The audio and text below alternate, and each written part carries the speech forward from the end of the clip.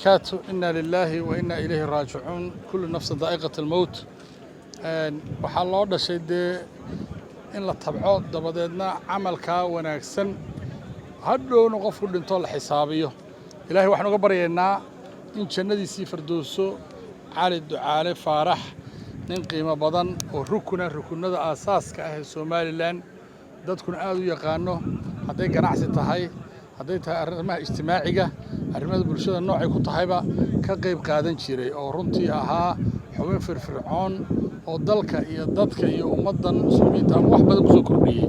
oo waqti adag kala soo dabaashay waynu garanayno waqtigii burburkii waqtigii dagaaladii intii ka dambeysay sidii uu la kifaaxay ee uu ahaa qoodintooda iyo ka warhayntooda iyo ururintooda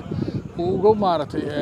uu ahaa nin maartay u heegan ah oo u diyaara oo waqti badan galiyay hantidiisii galiyay aqoontiisii galiyay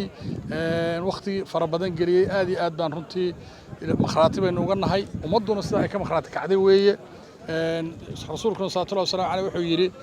antum shuhadaa ala ard waxa tiin makhraatigii dhulka joogay baa tiin qofka isku raacdaan ee janna gala sidaas jannada ku galaya waxa way cali ducaale faarax dadku waa yaqaanaa wanaag mooy xubaan waligi kama talin waxaan ilaahay uga baryaynaa subxaanahu wa ta'aala inuu jannadiisa firdowso qofka soo tabco soo shaqeeyo soo ordo maalintaas uu buu leeyahay oo imanaya maalintaana wax badan inoo baahan yahay waxa weeye inaynu ku kaalmayno duco